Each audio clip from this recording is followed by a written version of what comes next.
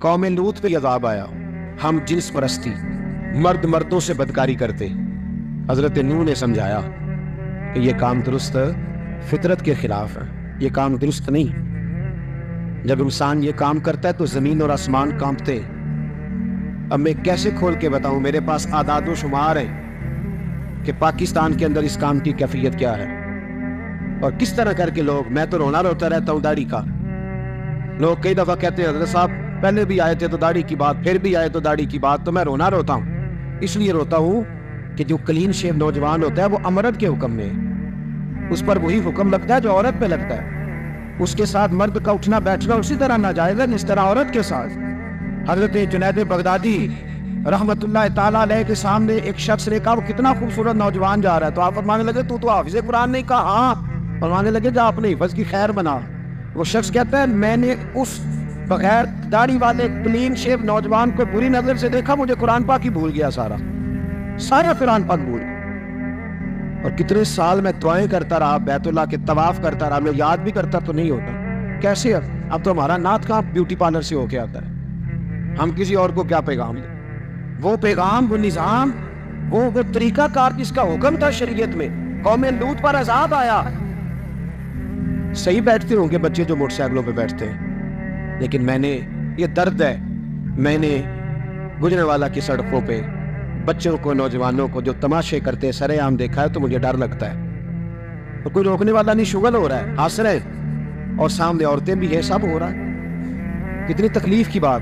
حضرت نوح کی قوم یہ کام کرتی تھی، قرآن پاک نے بیان کیا ہے۔ حضرت نوح نے سمجھایا، فرمایا رب کریم نے تمہیں اپنی خواہش پوری کرنے کے لیے جائز طریقہ عطا فرمایا، عورتوں سے نکاح کرو، اور اس نکاح کی برکت سے جو اللہ تمہیں اولاد دے گا اس کو اللہ تبارک و تعالیٰ تمہارے لیے باعث بخشش بھی فرمائے گا۔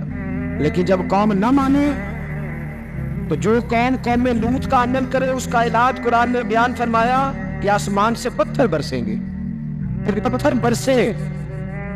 پتھر برسے، اور جن کے بڑے بڑے اچھے دماغ تھے ان کے دماغ چکنا چور کر دیے گئے، تباہ کر دیے گئے، ان کے دماغ زمین پر بچھاڑ دیا گیا۔ پڑھو کیا، بارک اللہ فی اہلک و مالک، کہا کرو اللہ تیرے مال میں بھی برکت عطا فرمائے اور تیری اولاد میں بھی برکت عطا فرمائے۔ تو یہ دعائیں تو نبی پاک صلی اللہ علیہ وسلم نے سکھائیں، اور اگر اللہ خیر فرمائے کسی عالم نے کہہ دیا ہے تو آپ اس طرح کر کے اس کا غلط مفہوم نہ لیں۔ کسی قاری صاحب نے، اور قاری صاحب کو شوق کوئی نہیں ہوتا پیسے اکٹھے کرنے کا، وہ تو کمیٹی والے کہتے ہیں نہ اکٹھے کیے تو چھٹی کرا دینی ہے، اس لیے وہ اکٹھے کر لیتے ہیں بیچارے کئی دفعہ اسپیکر کھول کے۔ تو اب وہ جو سن رہا ہے اس کا بھی پریشر بڑا ہوا ہے، کہتا ہے سون نہیں دیتا پہ بہن۔ تو بارک اللہ فی اہلک و مالک، اللہ تیرے اہل میں بھی برکت کرے، اللہ تیرے مال میں بھی۔ یعنی جب بھی تمہیں کوئی ہدیہ دے تو اس کے مال کے لیے بھی دعا کرو اور اس کی اولاد کے لیے بھی دعا کرو، یہ حضور نے ہمیں سکھایا۔ قرض ایک صحابی پہ بڑا چڑھ گیا تو حضرت عبداللہ ابن مسعود سے کہنے لگے قرضہ بڑا چڑھ گیا، فرمانے لگے تمہیں وہ دعا نہ سکھاؤں جو ہمیں نبی پاک نے سکھائی ہے؟ فرمایا اگر تمہارے اوپر پہاڑ کے برابر بھی قرضہ ہوگا تو اللہ تمہارے قرضے کا بندوبست فرما دے گا۔ اور مسئلہ یہ ہے دعائیں یاد کرنی پڑتی ہیں اور پڑھنی پڑتی ہیں، یاد کرنی پڑتی ہیں، اور ہم ہیں تعویذ پہ لگے ہوئے کہ کچھ لکھ کے دے دیں تاکہ باندھ لوں۔ دعا سکھائی نبی پاک نے، کیا فرمایا اللہم اکفنی بحلالک عن حرامک واغننی بفضلک عمن سواک۔ فرمایا یہ دعا مانگا کرو، اے اللہ مجھے کفایت کرنے والا رزق عطا فرما اور مجھے حرام سے بچا، اور مجھے اپنے فضل کے ساتھ دوسروں سے بے نیاز کر دے۔ یعنی اس کا سادہ ترجمہ یہ ہے کہ اللہ بندوں کا محتاج نہ کرے، مجھے اپنا محتاج۔ فرمایا یہ دعا پڑھو ادائے قرض کے لیے، ادائے قرض کے لیے یہ دعا پڑھو، اللہ تبارک و تعالیٰ پہاڑ کے برابر بھی قرضہ ہوگا تو تمہیں اللہ اس سے نجات عطا کر دے گا۔ نبی پاک صلی اللہ تعالیٰ علیہ وسلم نے ایک حدیث میں غصے کی دعا بھی بتائی ہے۔ ایسے میرے خیال میں لوگوں کو غصہ نہیں آتا، آج کل غصہ نہیں آتا، لوگوں میں تکبر آ گیا ہے، اپنے سے چھوٹے پہ غصہ آتا ہے، اپنے سے تگڑے پہ کیوں نہیں آتا؟ جس آدمی نے گلی پہ خیرات مانگنے والے پہ غصہ کیا وہ ایس ایچ او صاحب پہ کیوں نہیں کرتا؟ غصہ تو غصہ ہے نا، سب پہ ہونا چاہیے، لیکن بڑا سمجھدار غصہ ہے۔ غریب آدمی کو دیکھ کے غصہ آتا ہے، امیر آتا ہے تو غصہ نکل جاتا ہے۔ تو میں تو کہتا ہوں لوگوں کو غصہ، اگر تجھے غصہ آتا ہے تو مار دیوار کے ساتھ ٹکر تیرے غصے کی سمجھ آئے۔ یہ کس قسم کا غصہ ہے جو غریب پہ ہی ہاتھ اٹھا رہا ہے؟ تو خدا را خیال کر، غریبوں کے حق میں بڑا غصہ، مجبوروں کے حق میں بڑا غصہ ماتحتوں پر، اور اگر چودھری صاحب آ جائے تو پھر بہانہ بنا لیتے، کہتے غصہ تو مجھے بڑا آیا سی، پھر میں کیا میرے گھر آیا ہے، پھر بہانہ بنا لیا۔ ایسے نہیں کرو۔ نبی پاک صلی اللہ علیہ وسلم نے دعا سکھائی بخاری میں، فرمایا جب غصہ آئے تو پڑھا کرو اعوذ باللہ من الشیطان، آتی ہے نا دعا ماشاءاللہ، اعوذ باللہ من الشیطان، جب غصہ آئے تو یہ والی دعا پڑھ لیا کرو۔ نبی پاک علیہ الصلوۃ والسلام نے ارشاد فرمایا کہ جب تمہارے بھائی کو چھینک آئے نا تو چھینک آنے والے کو کہنا چاہیے الحمدللہ۔ چھینک آئے اس نے کیا کہنا ہے؟ یاد ہو جائے گا کیا کہنا ہے؟ الحمدللہ۔ اور جو سنے اس نے کہنا یرحمک اللہ، کیا کہنا ہے؟ یرحمک اللہ، اللہ تجھ پہ رحم کرے، یہ پڑھنا ہے اس میں۔ حضرت عبداللہ بن مبارک رحمۃ اللہ تعالیٰ علیہ دریا کے کنارے کھڑے تھے، کشتی سے اترے تھے ابھی اور وہیں کھڑے تھے، تو ایک آدمی دو چار لوگ کشتی میں کنارے سے آپ کے پاس سے گزرے، تو ایک کو چھینک آئی، اس نے کہا الحمدللہ۔ اب سنت ہے کہ جواب دو یرحمک اللہ، اللہ تیرے اوپر رحم فرما، جواب دینا تھا، لیکن وہ کشتی تیزی سے گزر گئی۔ حضرت عبداللہ بن مبارک رحمۃ اللہ تعالیٰ علیہ نے ملاح کو بلایا، فرمانے لگے اس کشتی کا پیچھا کرنا ہے۔ وہ کہنے لگا سواریاں بیٹھیں گی تو جاؤں گا۔ اس زمانے میں جو پوری کشتی کا ایک سائڈ کا کرایہ تھا وہ 5 دینار تھا۔ فرمانے لگے تو نہ اس طرح کر، اسپیشل مجھے لے جا بٹھا کے۔ کیا لے گا؟ اس نے کہا 20 دینار لوں گا، فرمایا 20 ہی دوں گا۔ اس کشتی کا پیچھا کیا اور جس آدمی کو چھینک آئی تھی نا اس سے جا کے یرحمک اللہ کہا، اس نے جواب میں جزاک اللہ کہا، تو آپ فرمانے لگے میرا کام ہو گیا، واپس چل۔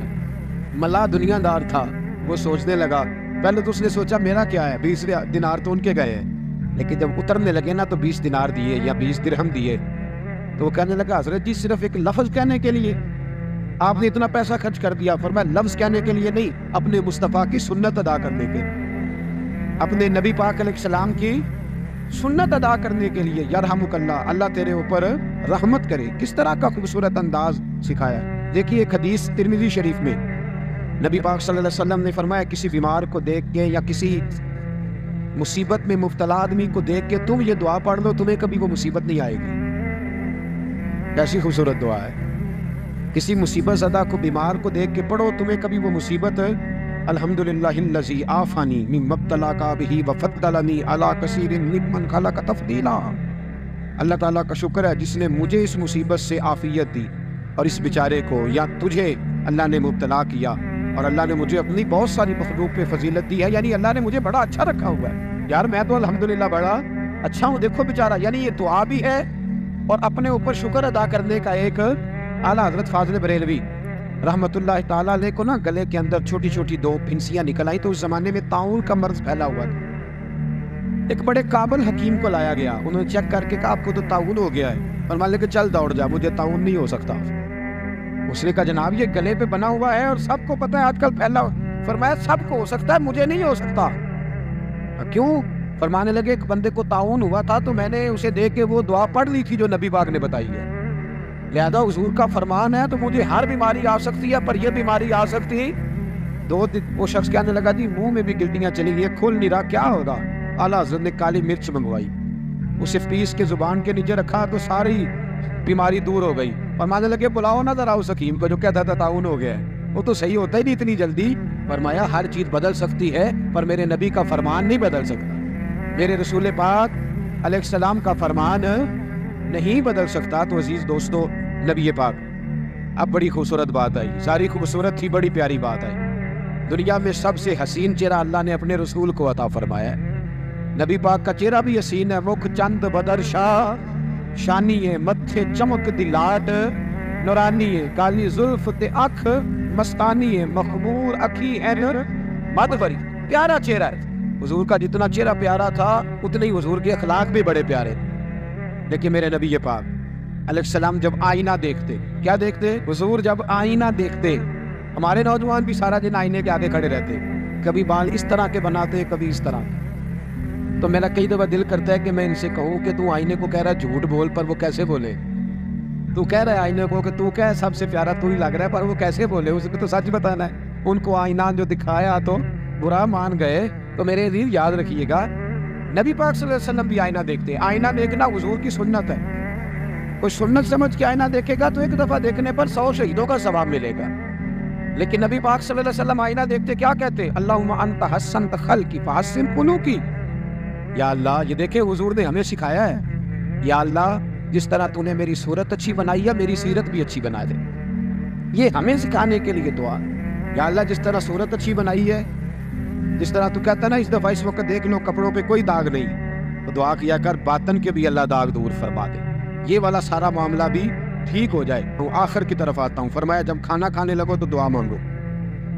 اور ایک روایت میں فرمایا یہ دعا پڑھ لو، کھانے میں زہر بھی ہوگا تو تم پہ اثر نہیں کرے گا. کھانے پہ ایسے میں بڑی تکلیف سے کہتا ہوں کہ آج بھی ہمیں کہنا پڑتا ہے کہ بہت سارے لوگ ایسے ہیں جو ابھی بھی کھانے سے پہلے بسم اللہ نہیں پڑھتے. یار بڑے افسوس کی بات نہیں، بڑے افسوس.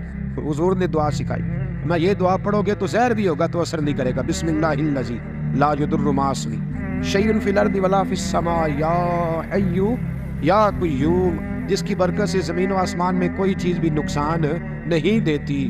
اور اے اللہ اے ہمیشہ زندہ رہنے والے اور قائم رہنے والے. یہ نبی پاک اور ایک حدیث میں اور بھی دعا آئی ہے. بسم اللہ شریف تو خیر بخاری میں موجود ہے، مسلم میں موجود ہے. بسم اللہ وعلی برکۃ اللہ بھی ایک حدیث میں نبی پاک صلی اللہ علیہ وسلم نے ارشاد فرمایا. اور جب کھانا کھا چکے پھر کہا دعا مانگو.